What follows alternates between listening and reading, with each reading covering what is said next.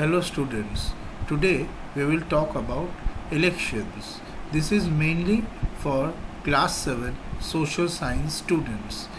The various subtopics that we will be discussing today are: what is the need for elections, what are the various levels of elections, next, what do you mean by electoral constituency, then the entire process of election itself, what about various political parties and what are their types. Then I will particularly talk about this section on how do elections are performed using the electronic voting machine. I will show you a video. Next we will talk about coalition government, and followed by the various key points of this chapter and some important question answers. Now here in this picture you can see the electronic voting machine, the entire 3-body system, and here you can see people waiting in queue for voting during an election. Okay, so let's proceed.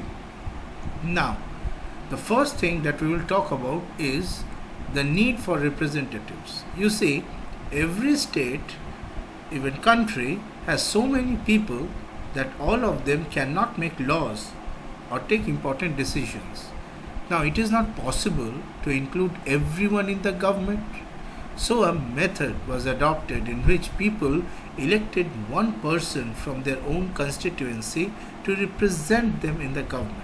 So basic idea is the following. Say this is India, our country. What's the population? Its population is at the moment more than 140 crore. Now do you think all the 140 crore people can sit together in any building and make some laws and discuss about how to implement them and other stuff? It's just not possible. So what we do is we make small regional parts of this entire country, and then from each part, which is known as constituency, we elect one representative, and all those representatives, say for example for the general elections of 2024, there were 543 constituencies. They were constituted from all the 28 states and 8 union territories. Now, so this entire country, all the people of this country will be represented by these 543 constituencies, and one person will be elected from each constituency. So this means that this entire country will be represented by 543 people, and all these people can sit together in a single building, which is the parliament, and they can discuss about how to govern this country and the people together, so that our country can become more and more prosperous. Okay, that's the whole idea. Now, so as I was saying, this elected person is known as the government's representative. In this way, both the central and state governments are formed in our country. The persons who represent different constituencies are called MLAs, Member of Legislative Assembly. It is their responsibility to know the opinion and needs of the people in their own constituency. It is also their duty to listen to the people's problems and try to solve them by placing them before the government in the parliament. Okay? So with this, here you see I have talked about how the region is chosen for choosing the various representatives. So basically we have constituencies, and here the election of 2024 general elections, it was conducted in 7 phases. The time, the various dates I have mentioned over here, and the counting was done on June 4. Okay, so now let's talk about the very process of choosing the representatives themselves, and that is what is known as election. Okay, so an election is a process in which the people vote to choose a person or group of people to hold an official position. Now elections have been the usual mechanism by which modern representative democracy has operated since the 17th century. Now, elections are the most important time for both citizens in a country as well as the politicians. A free and fair election guarantee the trust of the citizens in the elected government. So, elections are considered essential for representative democracy. Now, elections not only enable voters to select leaders but also to hold them accountable for their performance in office. Otherwise, next time people will elect some other person who will form their own government. Okay. See here, women are standing in a queue. They are waiting for their voting process, and here a person is being marked with the ink, which is confirming that he has given his vote. Okay. The elections in India are held every 5 years to elect representatives at the center, state and local level.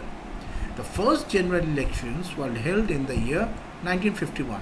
Since then, more than 16 general elections have taken place. Now, next thing to do is, this is very important, students.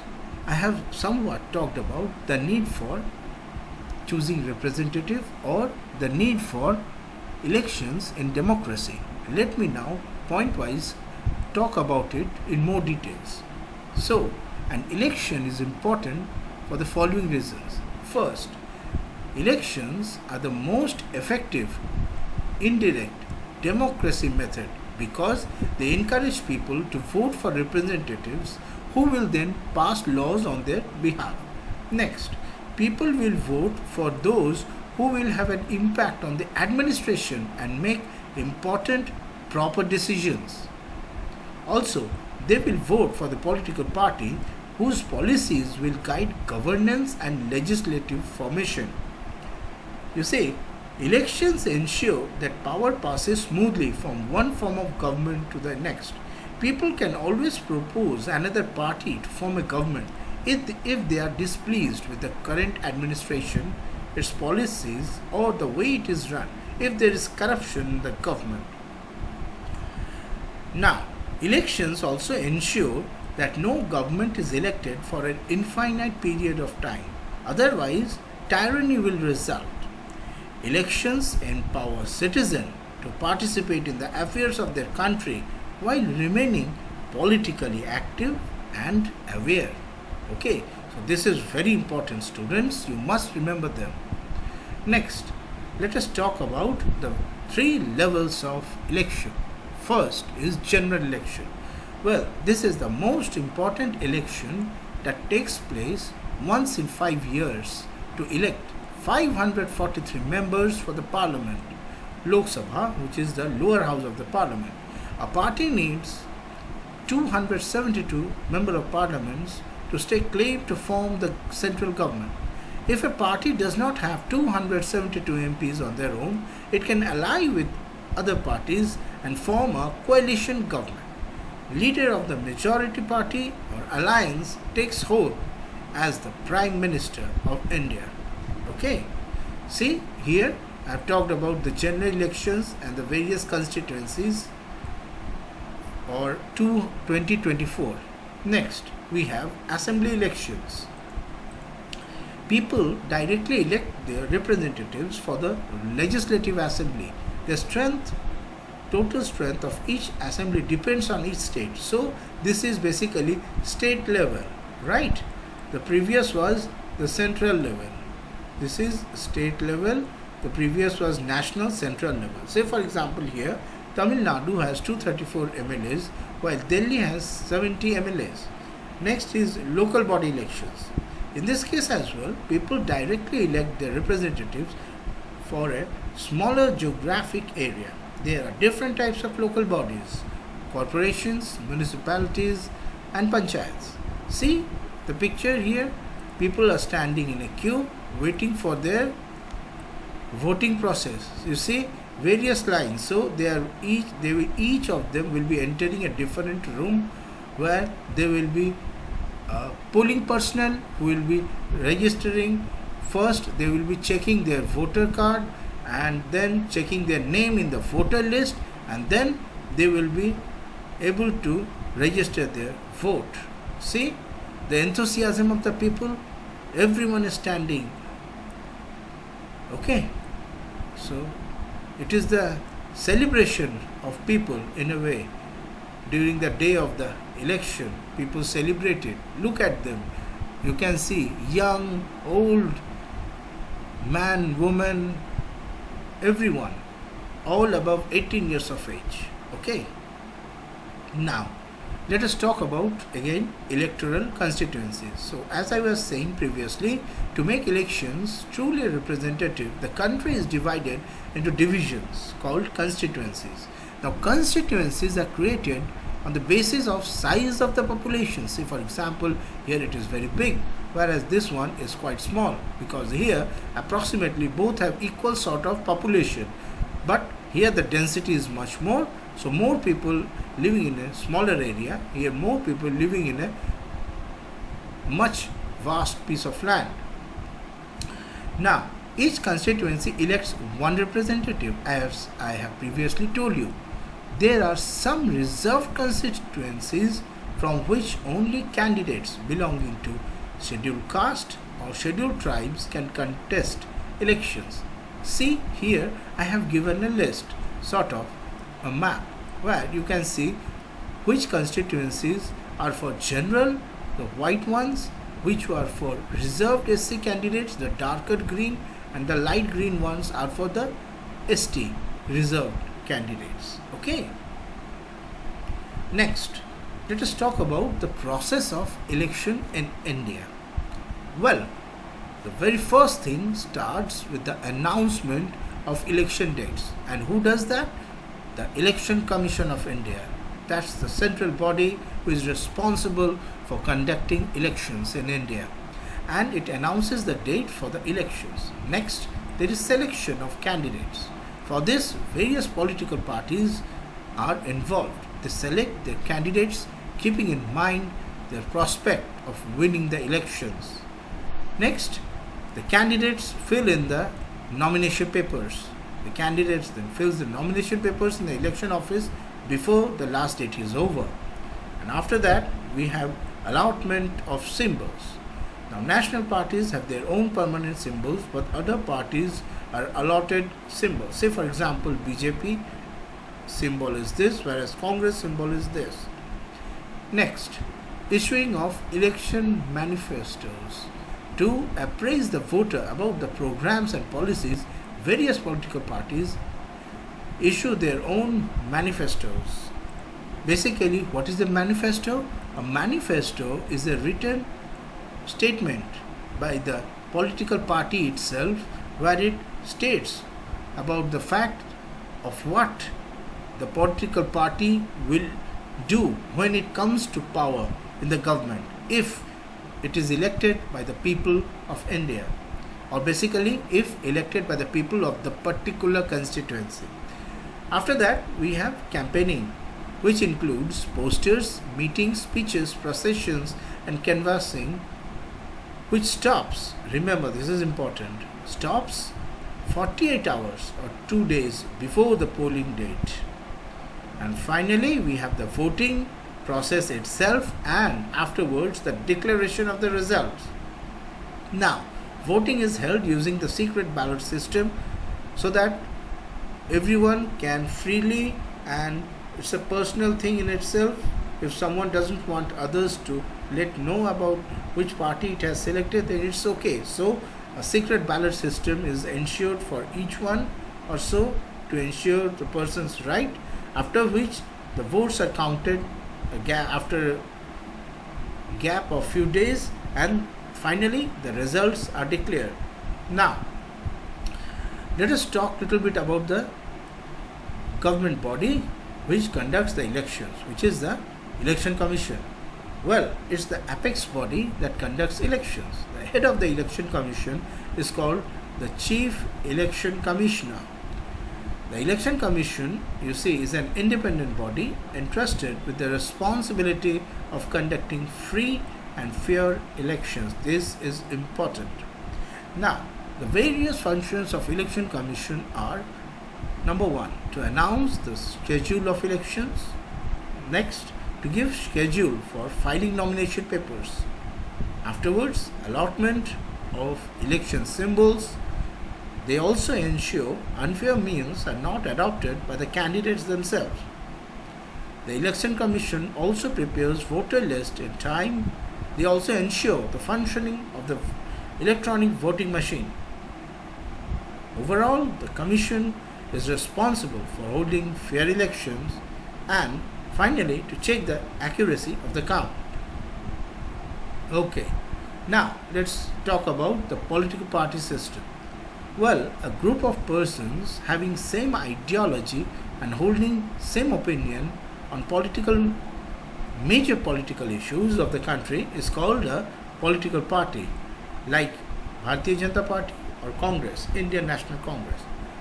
Every political party aims to gain political power to govern the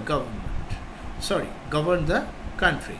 Now, in reality, a democratic government cannot function without political parties. The party whose maximum candidates win the election becomes the ruling party and others form the opposition. The role of the opposition is equally important in democracy as it does not allow the ruling party to become dictatorial. Okay. So, as I was saying, political parties participate in elections and they consist of people who have common vision or ideology and they formulate policies to solve the problems of the people. For example, you see, a political party may believe that the people are poor because they do not have jobs and they remain unemployed because there are not enough jobs for all of them. They cannot earn even a living by farming or any other means because they don't have land or money. On the other hand, another political party may believe that poverty and unemployment have increased because there is a population explosion in India. So, here this political party is giving importance to population itself. Whereas the first political party is giving importance to the fact that there are not enough jobs for the young people of India and also there are not enough land or money to get employment. Fine. Now let's talk about party candidates. So as I was saying, political parties contest mainly different kinds of elections. They include elections of the Legislative Assembly and the Lok Sabha. They nominate their candidates for each constituency. A candidate is a person who contests the election and tries to win the votes of the people of the constituency. For this, he or she must try to understand the needs of the people of the constituency. You see, each constituency is based on a different region. There are different people living there. They may speak different languages, different religion. They have different needs overall, both economic, social needs different. So they have to understand the people first and then they will have to approach the people. Now, a person who does not belong to a political party in fact can also contest an election. Such a person is called an independent candidate. Anyone in the country who wants to contest an election to the Legislative Assembly must be at least 25 years old and must be a citizen of India. All people who are 18 years of age and above can vote in an election, but they must first register their names in the voters list. Okay, now here you can see an electronic voting machine through which election voting process is being done. Now let me talk about it in a little bit more details. So the electronic voting machine basically consists of three separate units. This is the control unit, this is the ballot unit. You can see alpha, beta, gamma, delta. So these are the various names of the political parties will be there. Here their names will be there and they will be the symbols, and the person will have to press on the particular symbol who he or she wants to give vote to. Next, he or she will be able to see that yes, he has really chosen the stuff through this VVPAT. Let me explain this. So you see, Well, the control unit and the ballot unit here, this is the control unit, this is the ballot unit, these are the two most important components. The control unit is kept with the presiding officer or the polling officer, they are the polling agents, and this VVPAT is also kept in the voting compartment.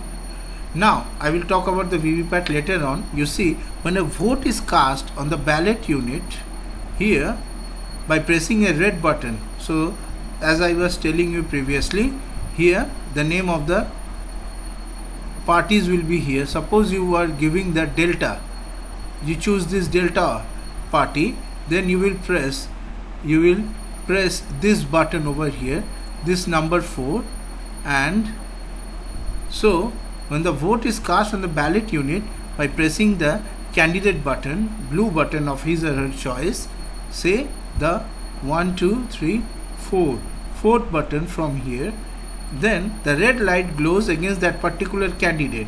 Over here you will see the red light, there will be a red light glowing over here, which will show that you have given your vote, which has been registered. Now in order to again verify that indeed you have registered your vote, we have this voter verifiable paper audit trail or VVPAT.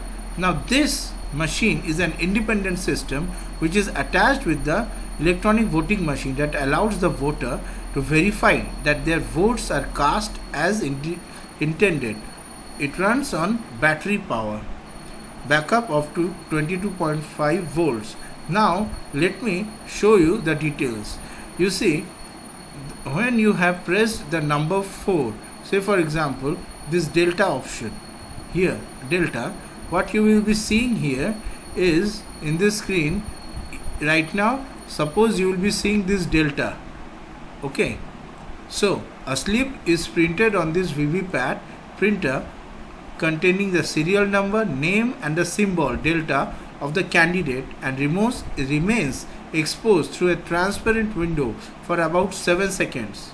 Thereafter this printed slip will automatically get cut from here and it will fall in the box.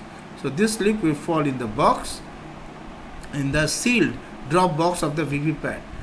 Afterwards a beep sound is heard from the control unit, and this ensures that yes, your vote has been registered successfully. So the first thing is you press the button over here. Next you see the through a transparent window you see the slip of the candidate that you have given vote to. Next it will be cut and it will be falling in the box, sealed box, and after that a beep sound will be heard, and this means that your vote has been correctly registered.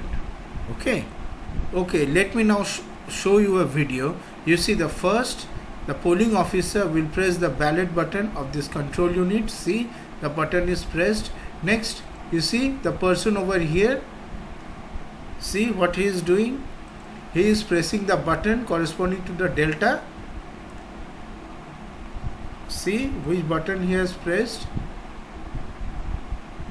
1 2 3 4 corresponding to delta. Now just wait for some time. See what do you see on the screen, see the delta. Okay, and next this will cut and fall in the box over here. See, it is fallen, and next again the ballot will be readied to take another vote. Okay, so now let's talk about the various types of political parties. Well, there is single party system. In some countries only one party exists and forms the government. Say China and Syria have the single party system. Also we have two party systems.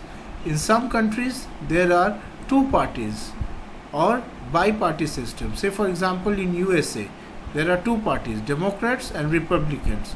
This simplifies the voter's choice. Also we have the multi-party system. Now in this system many political parties exist. Now Australia, Canada, UK, Israel, Pakistan are examples of countries with multi-party system. India also has a multi-party system, and politics is dominated by many national and regional parties.